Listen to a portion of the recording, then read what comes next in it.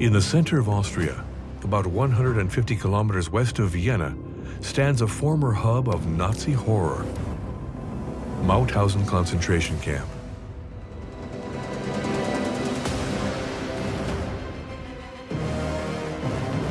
In January 1941, Mauthausen was determined to be a camp of no return. If you were sent to Mauthausen, you were not going to get out. More than half of the 200,000 Europeans deported to this 15-hectare camp did not survive. They were not sent here for work only. Time of work and then time of death. Stone quarries for constructing buildings for the Third Reich, and secret underground weapons factories made the Mauthausen system a key part of Adolf Hitler's master plan. A huge network of more than 40 subcamps was created all over the eastern part of the Austrian territories. It was run by ruthless men trained to kill. That's my father. When he put on his uniform, he became a monster. Everyone in the camp was afraid of him. He was known as the Devil of Gusen. After the war, much of Mauthausen disappeared, erased by the Nazis, destroyed by the Allies after the liberation, or willingly forgotten by the people of Austria. But the Mauthausen fortress and other vestiges still stand. They would cram at least 50 people into this gas chamber.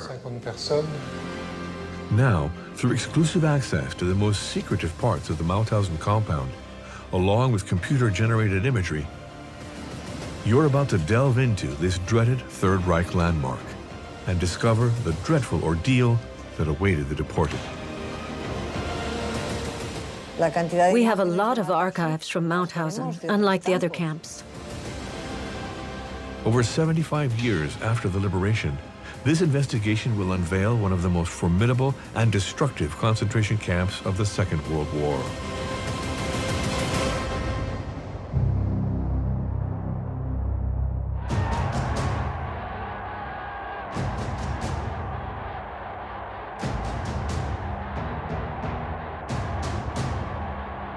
On the eve of World War II, Adolf Hitler sought to build the greatest empire the world had ever seen with the Third Reich.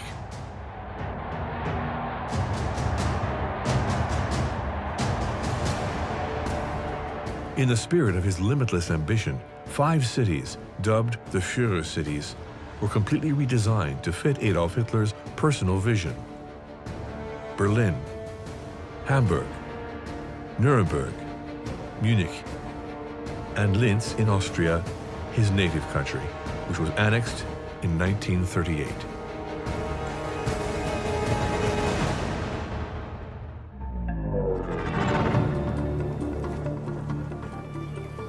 Building these gigantic architectural projects required stone, and a lot of it. So he turned to the head of the SS, Heinrich Himmler. Back then, Himmler was already overseeing 3 concentration camps that imprisoned enemies of the Third Reich and provided the ideal workforce, both abundant and cheap.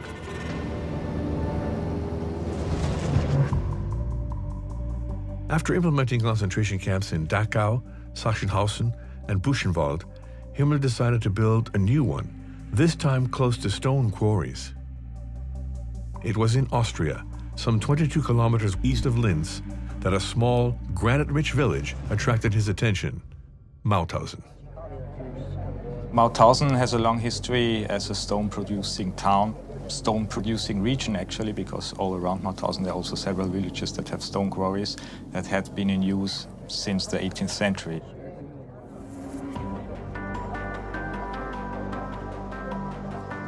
Himmler saw it as an ideal location. In August 1938, he built Austria's first concentration camp, the first in a long series.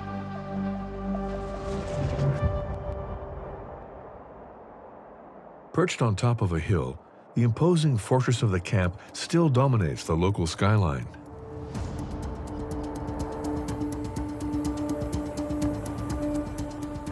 The appearance of the fortress was absolutely key. It needed to look intimidating and crushing. The first camp was built around 4 barracks, 1 for the SS and 3 for the prisoners. But the Third Reich expanded rapidly, and the growing influx of new prisoners meant the camp needed to be continuously expanded. Month after month, the number of SS buildings at Mauthausen grew, along with additional barracks for prisoners brought to the camp from new territories occupied by Nazi Germany. The camp grew beyond its own compound, until finally it covered some 15 hectares. The first prisoners here at Mauthausen actually were Austrians and Germans. Only after, actually towards the beginning of the Second World War, the first political prisoners arrived actually to Mauthausen. We know of more than 40 nation-states at that time. War prisoners, political prisoners, people who were deported for their religion, their background, or their sexuality were all funneled into a dehumanizing system as soon as they arrived at the camp. Shaved and stripped, they were crammed into a large room with common showers. Nazi capos stood on the curb that surrounds the area on 4 sides, forcing all the prisoners into the center. In the middle, the water was either freezing or boiling. This shower was not meant to offer any relief to prisoners after their difficult journey. It was meant to inflict suffering. At the exit, prisoners were given a uniform and a number that became their new identity. They were then isolated from the rest of the camp in quarantine to avoid spreading any possible diseases to the other prisoners. They were sent to the showers and then they were disinfected. As part of that, they were put in isolation as a lesson in surrender.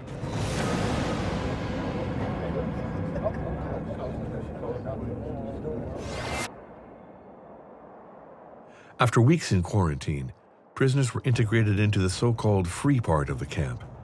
It was surrounded by granite walls and electrified barbed wire, surveyed by SS guards from watchtowers, and it contained dismal 400-square-meter wooden barracks. Normally those barracks were supposed to house up to 300 prisoners altogether. But we know that in several camp parts there were up to 2,000 prisoners housed in one of these barracks. Prisoners were fed bread and broth, only receiving daily 1,500 calories, 2/3 of a normal daily requirement. This constant feeling of being hungry seems to be one of the worst parts of the torture prisoners had to suffer here in the camp. But apart from this permanent hunger, this permanent lack of sleep, there was also a permanent state of violence. The SS at Mauthausen, as they did in many other camps, connected just the daily routine of life to torture and to beatings and to murder.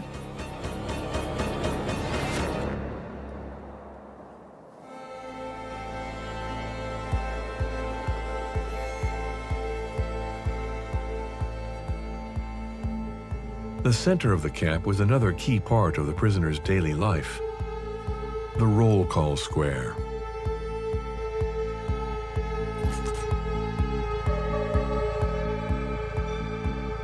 This was where we learned the first torment of the concentration camp world: waiting. We waited for roll call. We waited to go to work. We waited to be fed. We waited to sleep.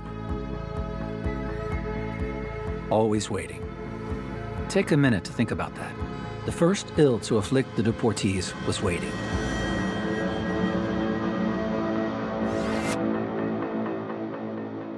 Roll call could take several hours, despite the cold, which was glacial in winter. And any hint of defiance was immediately punished.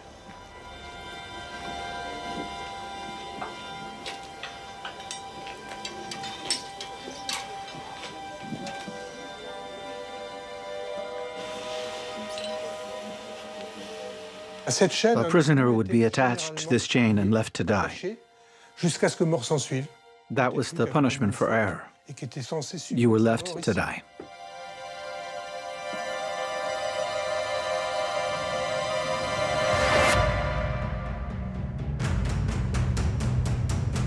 Below the camp was a stone quarry that was more than 1 kilometer long and 110 meters deep.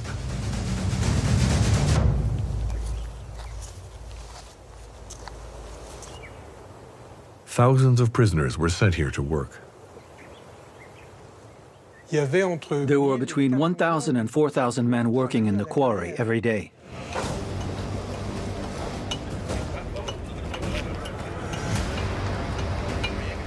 Some of them carved stone, but those who carried it were exposed to even greater risk.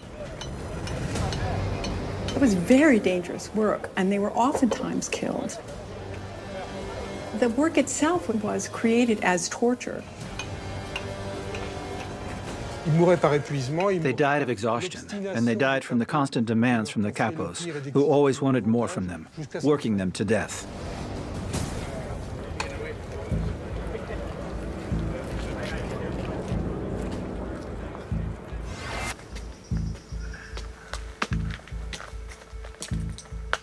Every stone extracted from the quarry was carried on a prisoner's back up this staircase.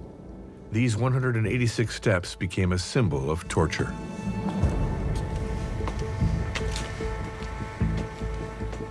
The granite was carried up the steps on people's backs. Stones weighing 30, 40, or even 50 kilos every day for years. They had to move quickly, beneath blows coming from all sides, and in fear of falling. And when they fell, they took everyone down behind them, creating a chain of injuries. It was horrendous.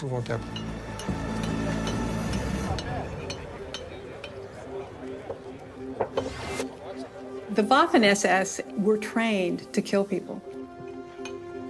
And their job in the quarry was not to produce stones, it was to produce murder.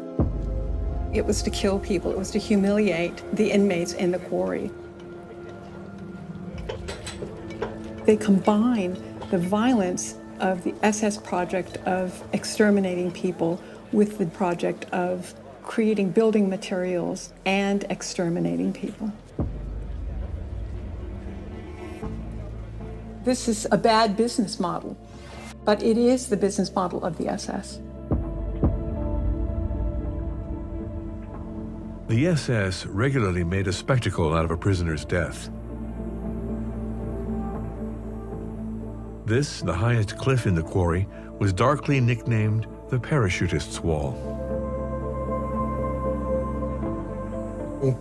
Men were forced to jump off this cliff. They were told that if they didn't do it of their own accord, they'd be beaten to death. They were then left to contemplate their fate. And given the choice, some of them chose to jump.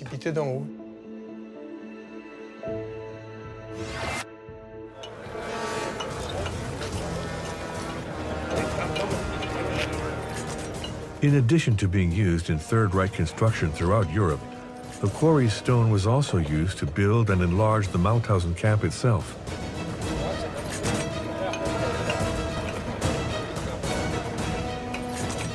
These photos, rare relics in concentration camp history, are some of the only existing images documenting the work.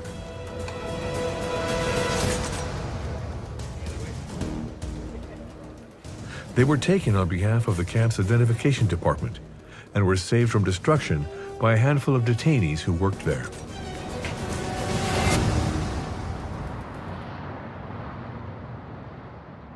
In Spain, at the History Museum of Catalonia, 500 negatives from Mauthausen are carefully preserved in cold storage. They include photos of the liberation, but also 320 photos taken by the SS during the war.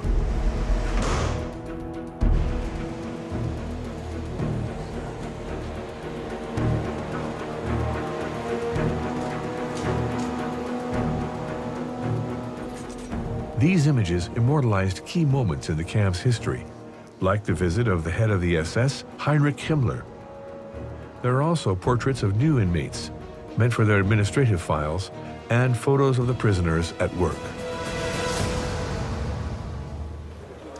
Of course, the photographs also had a propagandistic function. The propagandistic idea of the SS was to show the concentration camps of orderly, well-functioning places with prisoners who were put to do hard labor, but not maltreated. They were rather being educated to be good German citizens. They only show part of what the concentration camp really was. They're not necessarily fake, but there's so much more to the true story that was never photographed. Many of the photos depict SS soldiers on duty or detainees that seem to work without surveillance or reprisals, as if the daily violence didn't even exist. For example, there are no photos of the dogs that were kept there to attack the prisoners.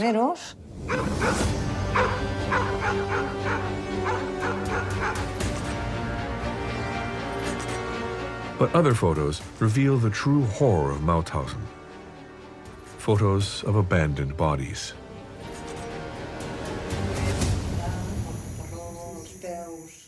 SS records caption them as attempted escape.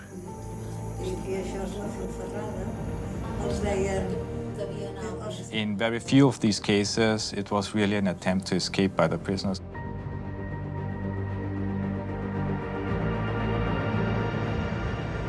SS and also prisoner functionaries intentionally tried to force prisoners towards the camp fence, for example, by taking their cap and throwing it close to the fence, which then in turn would be interpreted by a guard in the watchtower as an attempt to flee.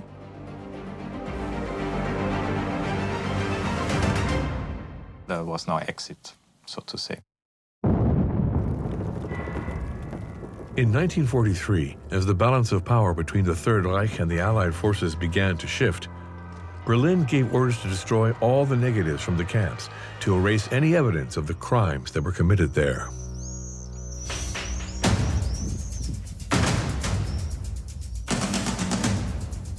At the time, Francisco Boix, a Spanish political prisoner, worked with a few other detainees in the camp's photo lab. Risking their lives, they decided to save certain negatives from being destroyed. It was sensitive material, and undeniable proof of what had actually taken place in the concentration camp.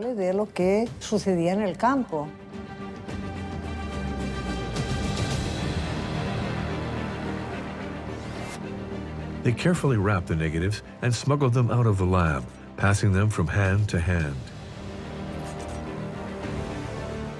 While on work assignment outside the camp, they took advantage to hide them until the liberation, with the help of Anna Pointner, an opponent of the Nazi regime. Anna Pointner's house had a wall out back, and they managed to hide packets of negatives in between the stones of that wall.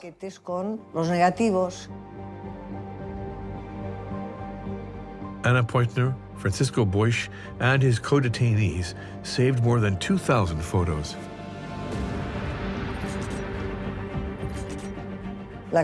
We have a lot of archives from Mauthausen that we don't have from the other camps.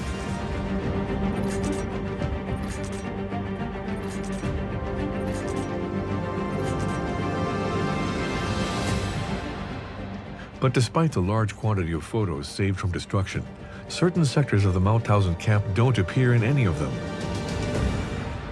Buildings that are still there today, but which the SS attempted to erase from history. Places specially designed for torture and murder.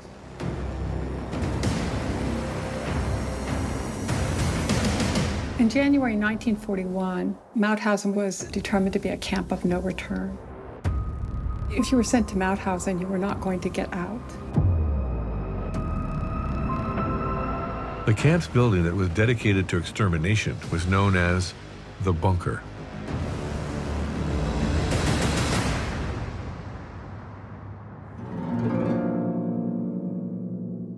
The upper section contained cramped cells meant to hold a specific type of prisoner. Important people were held in those cells. These were specific detainees who had information that the Nazis wanted. They were condemned to death, but while they waited, they were tortured and made to talk. That was the prison.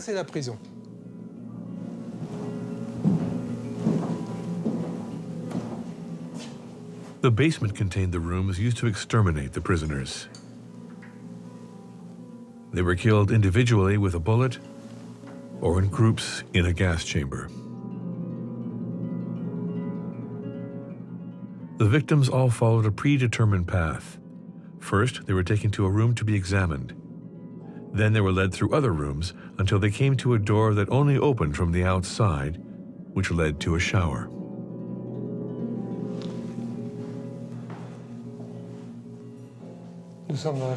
We're in the gas chamber.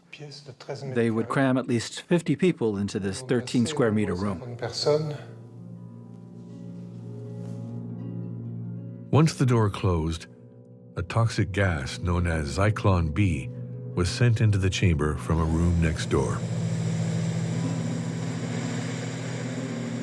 From the moment when the gas was introduced into the gas chamber by a ventilation system, it took between 5 to 15 minutes until all the prisoners were dead. A peephole in the door allowed the SS to watch the prisoners die. A trapdoor allowed them to vent the gas once the deed was done. The trap was opened with a lever that passed through a conduit to the other side where it could be opened with a handle. When the trap was opened, ventilation carried the toxic gas outside. And an hour or two later, they could open the door on this side again.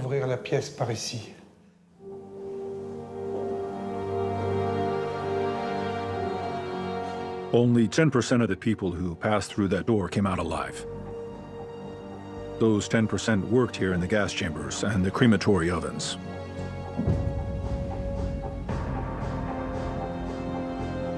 An estimated 8,000 people were gassed in this room. Inside the bunker were also a cold room for storing the bodies, a dissection room for recuperating gold teeth or for carrying out experiments, and crematory ovens. On average, between 150 and 200 cadavers were incinerated every day. The ashes of the dead meant nothing. They were used as fertilizer, as dirt to level roads or burial grounds, or dumped in a public landfill. That's it. That's the great crime of the Nazis. They stuffed their ovens with people, treating them like they were nothing. That's just unforgivable.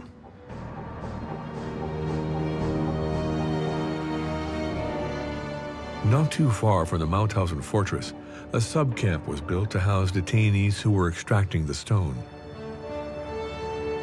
Just 5 kilometers to the west, it was also next to a granite quarry and was called Gusen.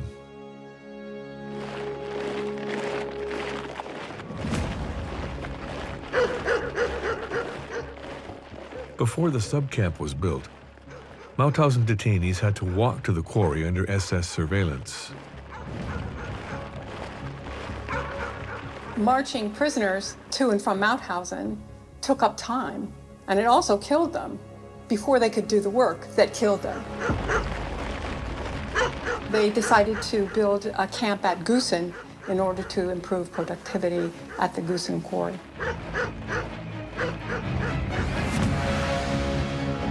In 1940, a new camp was built to the north of Gusen.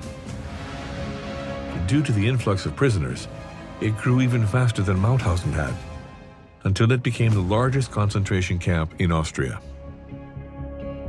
By the end of 1941, there were actually 1,000 more prisoners at Gusen than there were at Mauthausen.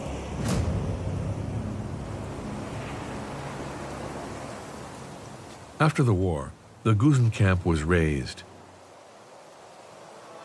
A few old buildings that were part of the camp were transformed into housing, like the Jurhaus, the old main entrance to the camp.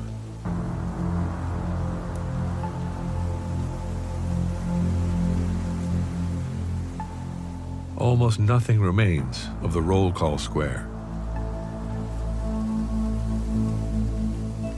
Nothing remains as of the many crimes that happened here. There were 2 gallows for hanging some prisoners. And still remaining is the basement of the kitchen. The granite quarry is no longer used, but the industrial area around it still contains a lasting vestige dating from World War II. A gigantic stone crusher.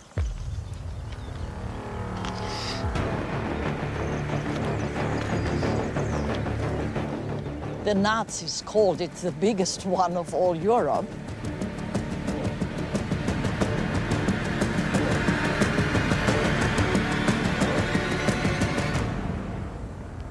There was an elevator on the backside, and small basins filled the interior of this mill, and they were cut into pebbles. And sometimes humans were cut into pieces inside.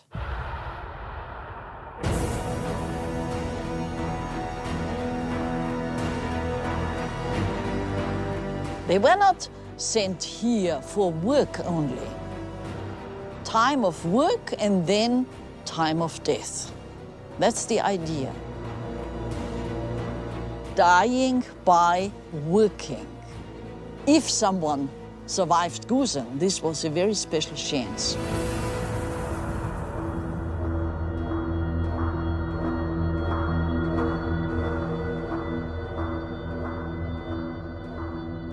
We naively thought those thugs at Mauthausen were the best at perpetrating these horrific acts, but we quickly learned that those at Gusen were even better.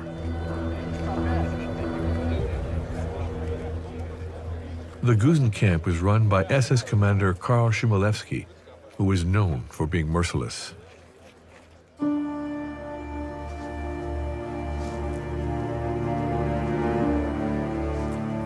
Walter Chmielewski was 11 years old when his parents moved to Gusen. Back then, his father had just been named the camp director.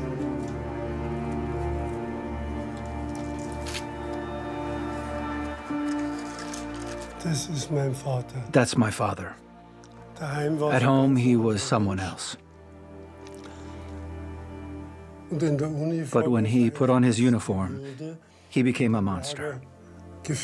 Everyone in the camp was afraid of him. He was known as the Devil of Gusen amongst the prisoners.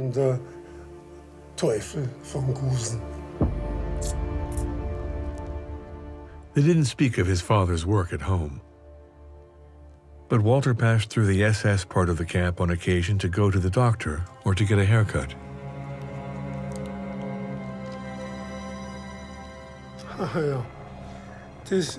I was about 12 years old in this photo. I had just gotten a haircut.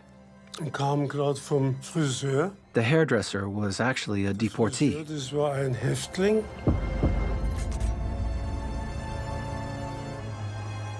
Sometimes, on his way home, he'd walk along the barbed wire that sealed in the prisoners.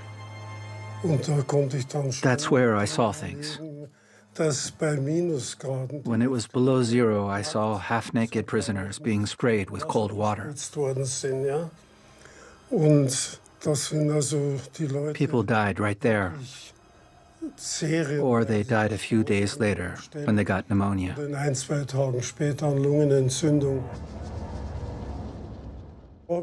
One day I asked my father, "Why do you do that? Why do you treat people like that?" And he said, "They're all parasites and criminals who want to destroy the Third Reich. Don't worry, they get what they deserve."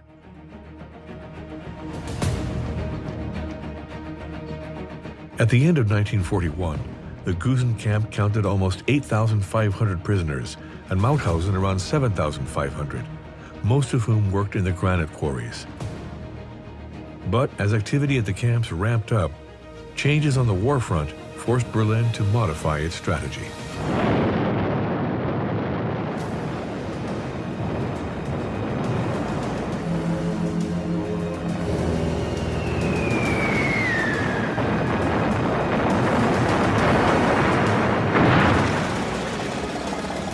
In 1942, combat was raging between the Third Reich and the Russian forces. Hitler demanded that every available resource be mobilized to help arm the Third Reich forces. Deportees from all over Europe were sent to the Austrian camps at Mauthausen and Gusen to participate in the war effort. New satellite camps were formed to train them in what became known as the Mauthausen system. A huge network of more than 40 subcamps of Mauthausen was created all over the eastern part of the Austrian territories, mostly at places where there already was important armament or war industry. Between 1942 and 1943, the Allied air forces carried out large-scale bombings all over Nazi territory. In just a few months, over 200,000 bombs were dropped on Third Reich cities and factories. To protect his arms industry, Hitler had to move all of his factories and hide them underground. Immense subterranean infrastructure was built in record time by Third Reich engineers, using the camp prisoners as workers, at the cost of many lives.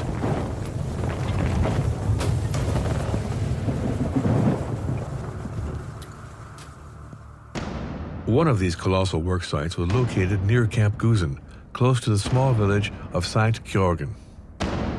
It was here in 1943 that Gusen II became to be. Over many months, thousands of war prisoners dug tunnels 40 meters below the earth to create a gigantic underground complex known as Bergkristall.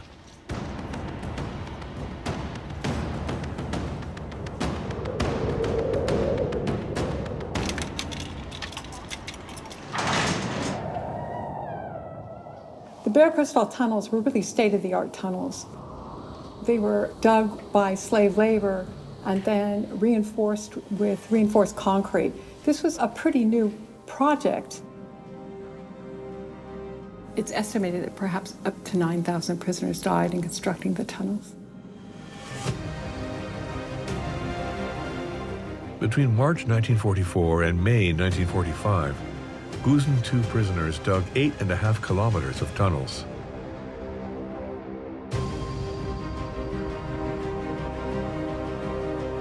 While most were destroyed after the war, 2 kilometers of them remain today.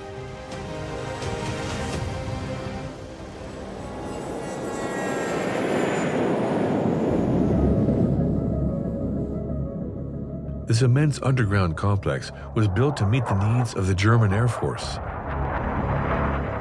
This was where the Messerschmitt Company assembled the Me-262, the world's first operational jet-powered fighter aircraft. The Me-262 might have changed the course of the war, or certainly delayed the Allied victory, had it been produced earlier in the war. It presented a real threat to both bombers and Allied fighter planes.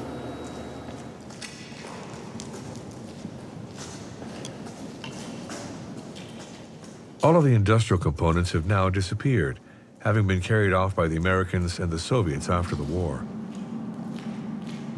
In total, over 950 Me-262 fuselages were produced here.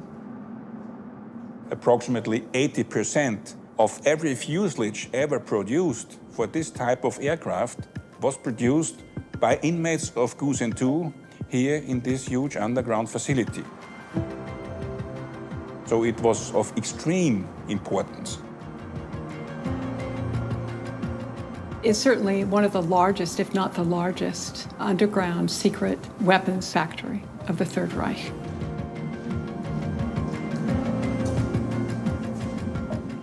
Although the Me-262s were built near Gusen too, they were not the only miracle weapon Hitler built using prisoners from Austria's concentration camps.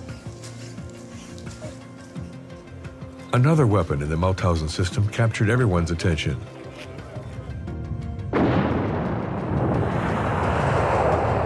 The V2 missile.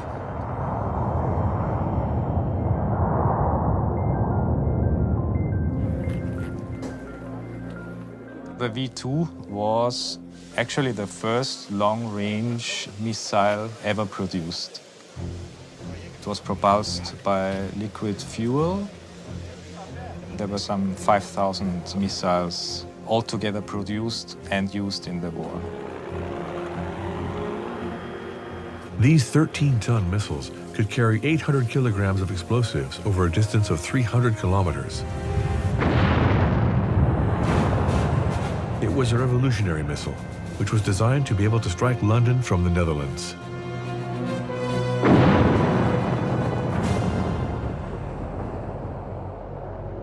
As part of the V2 development plan, multiple subcamps of Mauthausen were built in Austria. Vienna, Neustadt, Ebensee, and the small camp of Redlitz.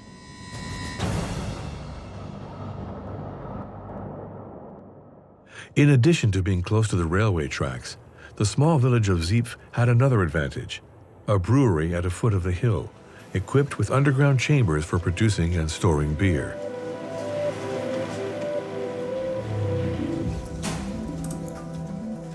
In 1943, the brewery was requisitioned by the SS to serve as a secret V2 missile test site, and a new subcamp was built in a neighboring field.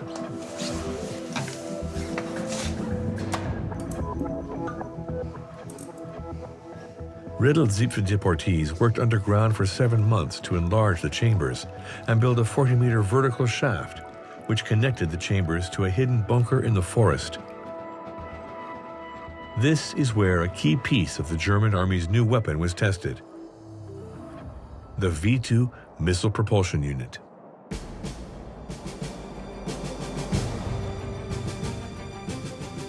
The propulsion units came by train directly into the tunnels to be unloaded in total secrecy.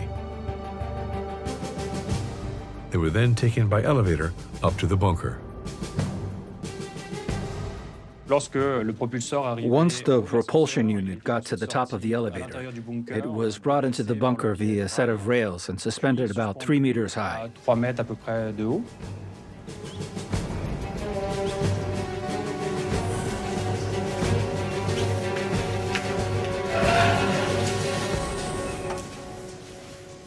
The bunker is still pretty well preserved. You can notably see the rails they used to transport the unit from the elevator to the bunker, and you can see the metal part that supported the propulsion unit. The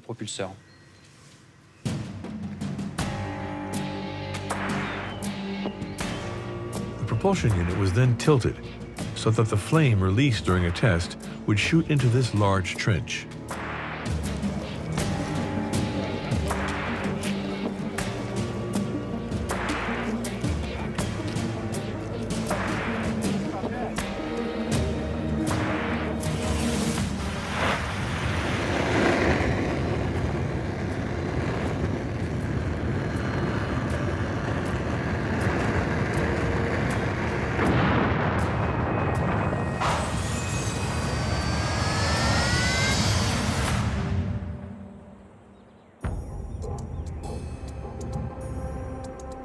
The first test at Siepf took place on May 1st, 1944.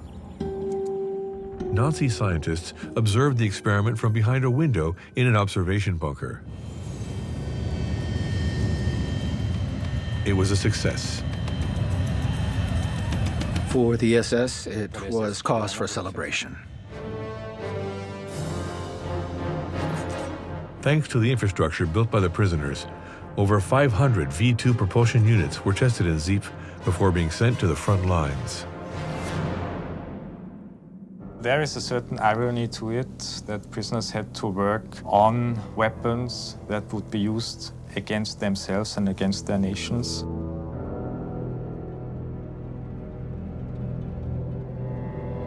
The SS records indicate there were over 300 inmate deaths in Siepf during the factory's construction.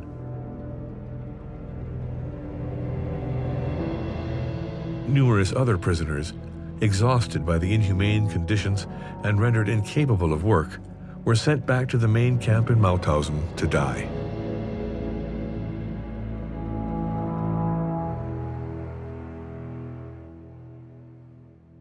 Some were then even taken to another location, a dedicated killing facility, Euthanasia Center for Prisoners. Located 35 kilometers west of Mauthausen, near the small town of Altkofen, it was called the Hartheim Euthanasia Center.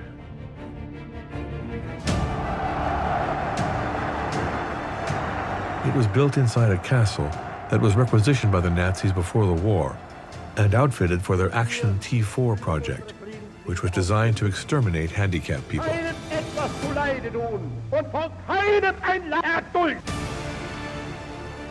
But in 1941, the Third Reich decided to end the project. The Hartheim Castle was then dedicated to another, even deadlier plan, Action 14F-13.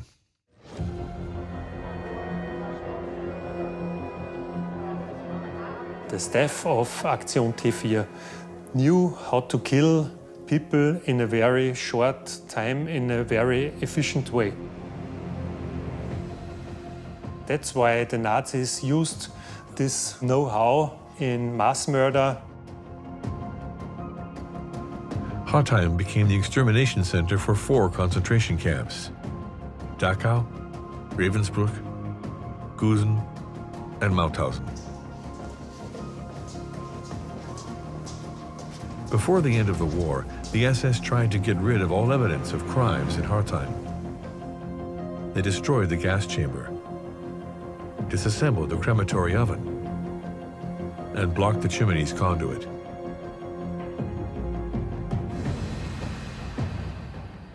But nowadays, the archive depository is packed with vestiges.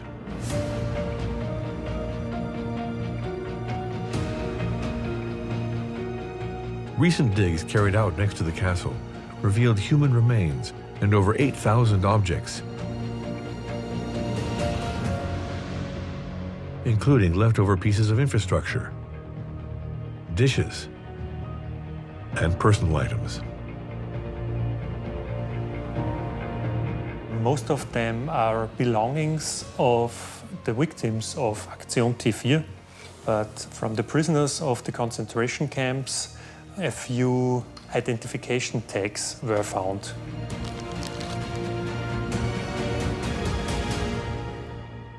Most of the tags are from prisoners from Gusen concentration camps, but also some of Mauthausen concentration camp. Cross-referencing Nazi registers with the plate registration numbers found at the castle made it possible to identify some of the victims who were executed in Hartheim. For example, we have the prisoner tag with the number 8570. Henry Leszinski, he was a prisoner from Poland at Gusen concentration camp.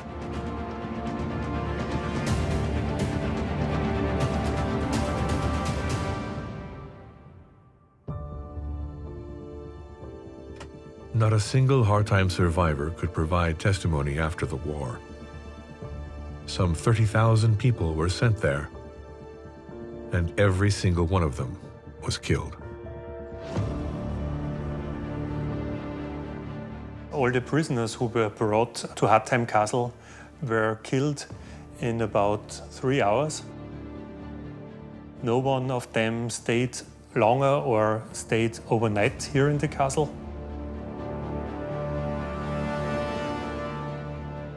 At the end of 1944, Nazi Germany was in disarray, and the Hartheim Euthanasia Center was closed.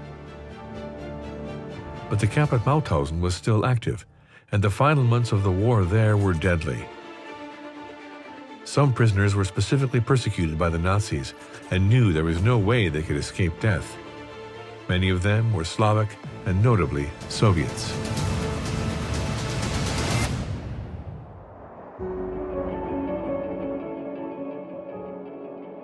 February 1945, almost 600 Soviet officers were locked in Block 20 in Mauthausen. For weeks, the SS gave them next to nothing to eat.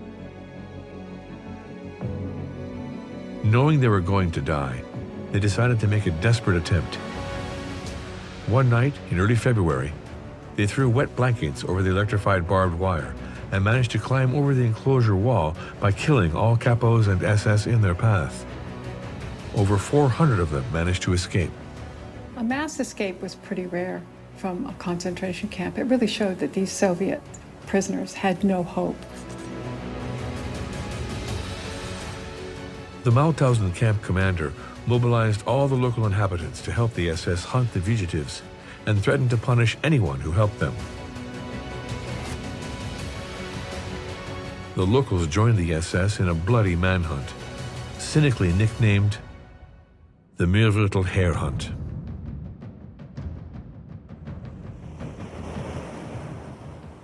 The day after the escape, a dozen kilometers from the camp, in the village of Schwetzberg, 14-year-old Anna Hackel was getting ready for church with her mother when two strangers arrived at their house.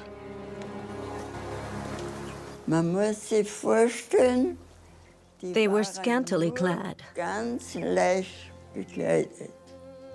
They wore only tops and striped pants.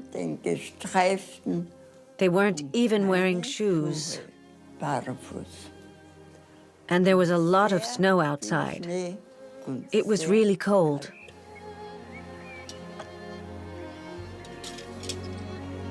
The two strangers only asked for some food.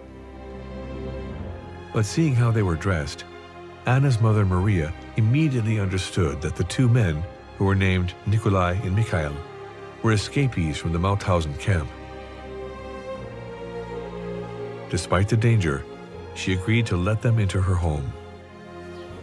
Much later, they told her why they had thought the family inside that home might have been willing to come to their aid. After fleeing Mauthausen through the forest and the fields, they looked around our house and they saw the cross near the barn. And that made them think they could knock on our door and that we were good people.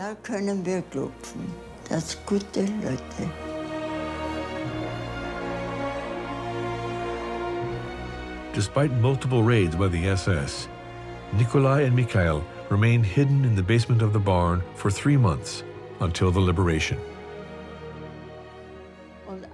They stayed 1 more month with us.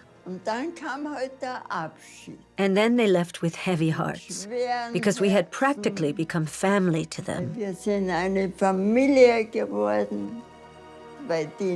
Mutual aid and fear had created very strong ties between us. Of the 400 Soviet prisoners who managed to escape Mauthausen's Block 20, only 11 survived the manhunt.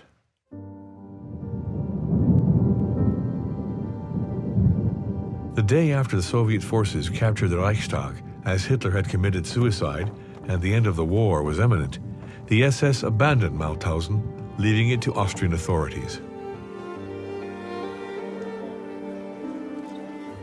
2 days later, the 11th U.S. Armored Division liberated their camp.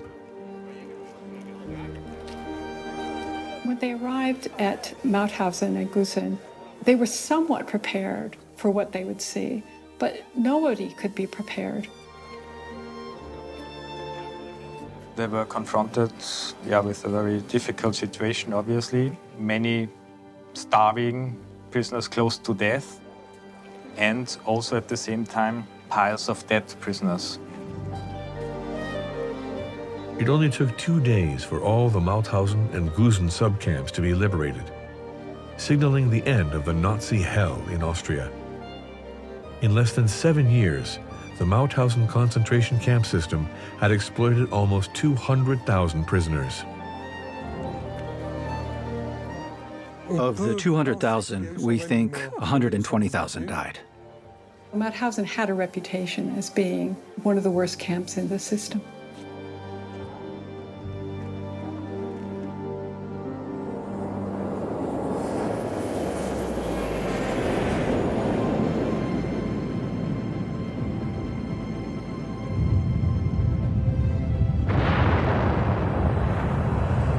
It's important that the world learns that the high technology we are using today in everyday life was developed with the blood of the deported people from many, many European nations.